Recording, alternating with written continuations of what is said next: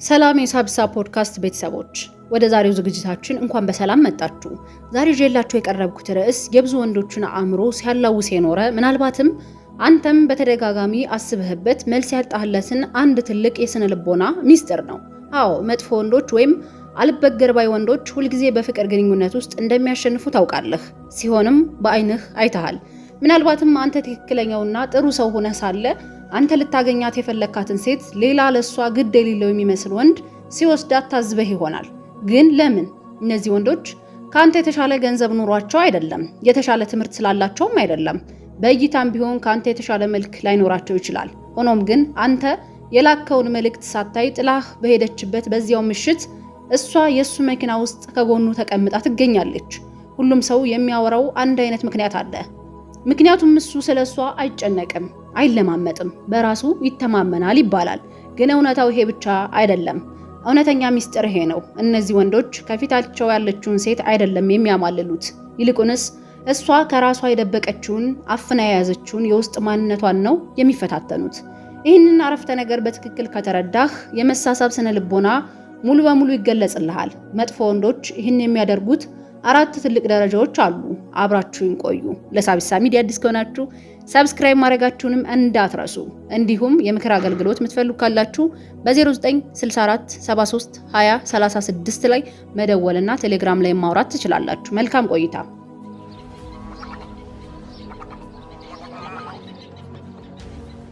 አንደኛውና የመጀመሪያው ነገር ማዕቀፍን መቆጣጠር ነው። አብዛኛው ጥሩ የሚባል ወንድ ወደ አንድ ሴት ሲቀርብ አእምሮው ውስጥ የሚሰራው አንድ አድካሚ ፕሮግራም አለ። ተወደኝ ይሆን? ትክክለኛውን ነገር እየተናገርኩ ነው? ያደረግኩት ነገር በዛባት እንዴ? ይህ አስተሳሰብ ሴቷን ፈራጅ፣ ራስህን ደግሞ ፈታኝ ያደርገዋል። እያንዳንዱ የምታደርገው እንቅስቃሴ እሷ እንድታጸድቅልህ የምታቀርበው ማስረጃ ይሆናል። አንተነትህን ትተህ እሷን ደስ ያሰኛል ብለህ ያሰብከውን የውሸት ማንነት ትላበሳለህ። እሷ ደግሞ ይሄን ወዲያውኑ ታውቀዋለች። በተፈጥሯ ሴት ልጅ ይህንን የመተማመን ማጣት ስሜት ልክ ንስር አሞራ መሬት ላይ ያለን ፍየል እንደሚለየው አጥርታ ታውቀዋለች። መጥፎ ወንድ ግን ሌላ ፕሮግራም ነው የሚጠቀመው። ወደ ቦታው ሲገባ ይዞት የሚገባው አንድ ትልቅ አቋም አለ። እኔ እዚህ የመጣሁት በእሷ ልመዘን አይደለም፣ እኔ እዚህ የመጣሁት እሷን ልመዝናት ነው ይላል። ይህ አስተሳሰብ የተንጠባረረ ትዕቢት አይደለም። ትዕቢት እኔ ከሁሉም በላይ እበልጣለሁ ብሎ ይጮሃል። ይሄ ግን ፍርሃት የወለደው ውሸት መተማመን ነው። እውነተኛ ስልጣን ግን ዝምተኛ ነው። ራስህን ስታውቅ አየሩን ትቆጣጠራለህ እንጂ አትጮህም። እሷ እንድትቀበልህ መሯሯጥ ስታቆም አየሩና ሁኔታው ወደ አንተ መለወጥ ይጀምራል። ሁለተኛው የማንነት ማማለል ነው። ማንኛውም ሴት በውስጧ 2 ማንነቶች አሏት። የመጀመሪያዋ ለዓለም የምታሳያት የተገራች ስርዓት ያላት ትክክለኛውን ነገር የምትናገርና ማህበረሰቡን የምታስደስት ሴት ናት። አብዛኛው ወንድ የሚያወራውና የሚያደንቀው ይችኛዋን ማንነቷን ነው። ሁለተኛዋ ግን ለማንም በደንብ ያልተዋወቀች፣ ጨለማ፣ እረፍት አልባ፣ የነቃችና ፍላጎቷን ያልገደበች ሴት ናት። ማህበረሰብ ይሄ ነው ትክክል ብሎ የጫነባትን ሕግ የምትጠላ ማንነት ናት። መጥፎ ወንዶች ይህችን የተገራች ሴት አያያትም። ይልቁንስ በቀጥታ ለሁለተኛዋ ሴት ነው የሚያወሩት። በቃላት ሳይሆን በድርጊቶቻቸውና በአስተያየቶቻቸው ነፃ ሁኜ መደበቅሽን አውቄዋለሁ፣ እኔ ፊት መተወን አያስፈልግሽም የሚል መልእክት ያስተላልፋሉ። ይህንን ስታውቅ ከዚህ በፊት ከተገናኛቻቸው ወንዶች ሁሉ የተለየ ስሜት ይሰማታል። ምክንያቱም ለመጀመሪያ ጊዜ ያለምንም ፍርሃት እውነተኛ ማንነቷን ማውጣት የምትችልበት ቦታ ታገኛለች። ያኔ ያ አዲስ ስሜት ይሆንባታል። ሶስተኛው የፈቃድ ተቃርኖ። አብዛኛው ወንድ ህይወቱን ሙሉ የሴቶችን ፈቃድ ሲጠይቅ ነው የሚያሳልፈው። የሆነ እርምጃ ከመውሰዱ በፊት የእሷን ይሁንታ ይፈልጋል። ራሳቸውን እንደ እጩ አቅርበው እንድትመርጣቸው ይጠብቃሉ። ይህንን ክብር እንደሆነ አድርገው ያስባሉ። ነገር ግን ይሄ በሴቶች ዘንድ ትልቁን የመሳሳብ ስሜት ገዳይ ነው።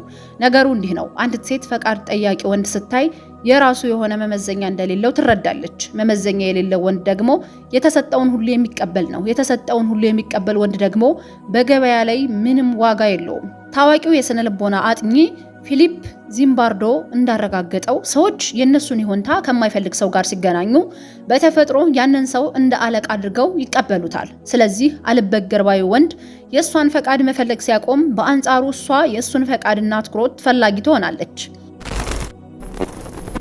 አራተኛው የተገደበ ክፍተት። ብዙ ሰዎች መጥፎ ወንዶችን የሚያሸንፉት ምንም አይነት ድክመት ስለማያሳዩ ነው ብሎ ያስባል። ግን ይሄ ስህተት ነው። ሙሉ በሙሉ የማይሰበር ወይም ስሜት የማይነካ ሰው አስፈሪ እንጂ አጓጊ አይደለም። አብዛኛው ወንድ በዚህ ጉዳይ ላይ ሁለት ትልልቅ ስህተቶችን ይሰራል። አንደኛው ወንድ ምንም አይነት ስሜት እንደሌለው ሆኖ ለመታየት ይሞክራል። ይሄ ያስታውቃል።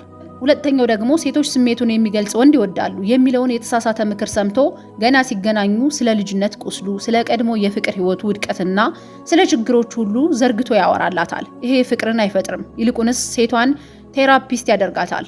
የእናትነት ወይም የሐዘኔታ ስሜት እንጂ የመሳሳብ ስሜት አይፈጥርባትም። እውነተኛ አልበገር ባይ ወንድ ግን የሚያደርገው ሌላ ነው። እሱ የውስጡን ክፍተት የሚያሳየው አንዴ ብቻ ነው።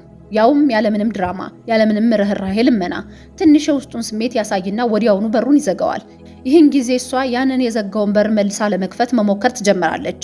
ያንን የደበቀውን እውነተኛ ስሜት ለማግኘት ሳምንቱን ሙሉ ትጥራለች። ወንድሜ፣ እነዚህ 4 ነገሮች ማዕቀፍን መቆጣጠር፣ የማንነት ማማለል፣ የፈቃድ ተቃርኖና የተገደበ ክፍተት ኃይለኛ የስነ ልቦና ጥንካሬዎች ናቸው። መጥፎ ወንዶች አጭበርባሪዎች አይደሉም። ከአንተ የተሻለ አእምሮ የላቸውም። ነገር ግን አንድ ያወቁት እውነት አለ። በዚህች ዓለም ላይም ለመኖር የሌላውን ሰው ፈቃድ መጠየቅ አያስፈልገኝም የሚል ጽኑ እምነት አላቸው። ስለዚህ ዛሬ ራስህን መጠየቅ ያለብህ ጥያቄ ይሄ ነው። እስከ ዛሬ ከሴቶች ፊት የደበቅኩት አይወዱልኝም ብዬ ያፈንኩት እውነተኛና ጥሬው ማንነቴ የትኛው ነው የሚለውን ጥያቄ መመለስ ይኖርብሃል። አንተነትህን አታስመስል። ይሁንታን አትለምን። እውነተኛ ኃይል ያለው የራስህን ማንነት ላይ መቆም ስትችል ነው። ይሄ የሳብሳ ፖድካስት ነው። የዛሬው ጥልቅ የስነ ልቦና ትንታኔያችን የህይወትህን እይታ እንደሚቀይረው ተስፋ አድርጋለሁ። ኮሜንት ላይ ጻፍልኝ። ቀየረው ወይስ አልቀየረውም? ስማና መጻፍህን እንዳትረሳ። ሌሎች የህይወትና የስነ ልቦና ሚስጥሮችን መማር ከፈለጋችሁ ፖድካስታችንን ሰብስክራይብ ማድረጋችሁን እንዲሁም ቪዲዮን ላይክ እና ሼር ማድረጋችሁን በፍጹም እንዳትረሱ። በሌላ አዝናኝ አስተማሪ ክፍል እስክንገናኝ ሰላም ቆዩ። መልካም ጊዜ።